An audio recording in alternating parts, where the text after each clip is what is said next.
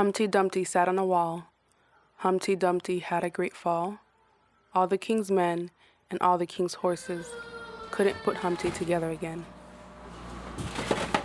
Victims of sexual abuse are encouraged to seek out therapy for a variety of reasons, primarily to vent.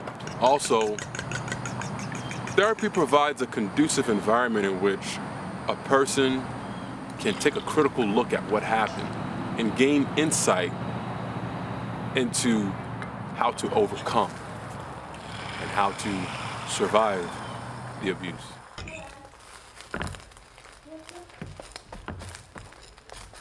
Come get your eggs. My name is Sonny Etienne. I'm a mental health therapist. I work for a community-based mental health agency. I work with youth, families, provide individual, family, as well as group counseling. Child sexual abuse is any harmful act committed upon a child of a sexual nature that includes molestation as well as rape. Molestation is touching or inappropriately being touched in a sexual manner, whereas rape is the penetration of another person's body without their consent. I wasn't necessarily a depressed child. I think I was an angry child. And growing up and thinking into my adolescence, earlier, about middle school age, I was a tomboy. I just dressed like a boy, covered up baggy clothes, and it wasn't until I think I grew boobs that I decided to try and be a girly girl. And even then, I wasn't too good at it, but I don't know. I was a jaded teenager, an angry teenager, angry middle schooler, suffered from depression, and to this day, it still affects me. The effects of childhood sexual abuse are far-reaching. They range from problems with sleep, increase or decrease in appetite. It can include moodiness, a range of emotions from rage to fear, insecurity. A child could exhibit withdrawn affect, which means they're not as social as they once were. There will be a significant decline in interest in school performance, and just everyday activities. A child could make complaints of recurring nightmares and having flashbacks. As for teenagers, they could also demonstrate signs of self-harm, which would include cutting, harming themselves in other various ways, suicidal ideation, and sadly, substance and alcohol abuse is very prominent with victims of sexual abuse. The effects of the abuse continue into adulthood.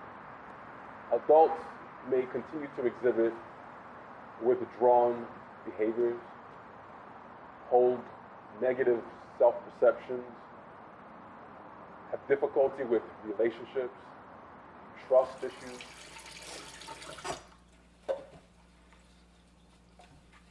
So what's the prevalence or how frequent do you find that sexual abuse is found in children? Despite the figures given, that data is hard to determine because so often cases go unreported. So is therapy advised? Therapy is certainly advisable. It's helpful and beneficial to a child in helping them to process, also to explore the abuse, and to develop coping skills with how to deal with what they've been through. Unfortunately, not every child will seek help. Not every child sees the need for help or even knows how to cry out for help. And so therapy, while advisable, may be shunned. Because oftentimes these things happen multiple times, you feel as though there is a mark, as if there is a sign that you wear across your forehead, across your chest, that is a scarlet letter, because you just become this target. It's not the case. It's random.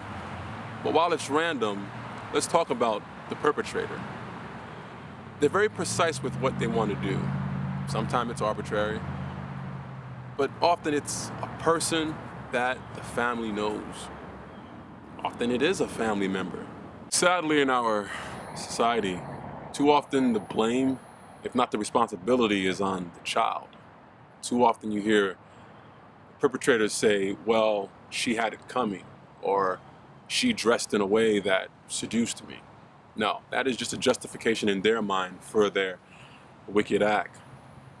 To the contrary, no victim is ever at fault. At fault is everything from culture, to society at large, to just poor parenting skills as well. And often, children don't disclose what happened because they're afraid of the shame, scourge that comes with telling their story, coming forward. Also because the perpetrator may have threatened to harm them, and they're afraid of the repercussions that come with that. For me, for example, one of my aggressors, I'll say, was a family friend, but and because of that, I had to continue seeing that person. But then there was still some kind of connection that I felt with that person because I had known them for so long, to the point where even when they passed away, I was mourning their death. So what do you say to that? And for victims, what is that? Children are little beings that are still in the process of development. And they're developing emotionally. And sadly, they develop intimate ties with the adults or the persons who are taking advantage of them. And there's a sense of shame, also a sense of a great deal of confusion that they're having to battle and having to interact regularly with this person. And there's an attachment that they may form with this person because one of the myths is that a perpetrator is physically harming this child. Quite the contrary. The perpetrator is sharing moments with this child and making this child feel special and giving this child warm feelings, a sense of approval, acceptance, and making this child feel like they're beautiful. And so the victim develops this unhealthy, distorted relationship with the abuser. Red flags to look for in children or perpetrators. You'll notice that there'll be a huge age difference. Other signs will be a child who is playing with another child. They will play in an inappropriate manner with them. Observe the way in which they play with toys, dolls in particular. There is the grooming process, which includes giving kids gifts for no apparent reason. And just a lot of isolated type behaviors that will significantly stand out. The question then becomes, how does a child escape this world of confusion? Well, first, putting things in order. And the first order of business is differentiating what is right and what is wrong touch. It's helping that child develop boundaries, how those boundaries were crossed, and how a person took advantage of them. But more importantly, it's addressing the perpetrator.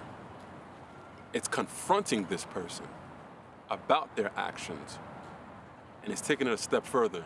It's reporting it to the proper authorities.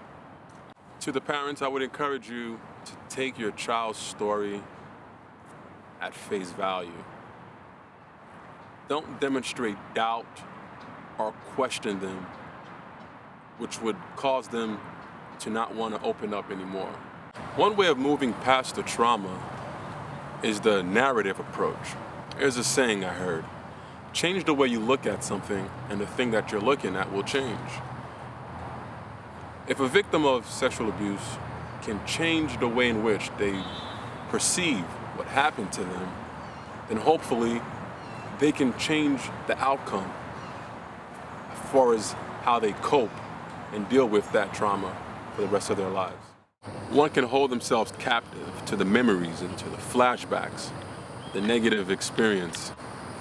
But if one starts to engage in a whole new outlook on life, that one can also find hope and find a sense of purpose and meaning despite what they've gone through. Even though the king's men and horses could not put Humpty together again, we can. We can build ourselves back together. As with Humpty Dumpty, it took a village to try to put him back together. And for us, it takes a village to try to help us build back.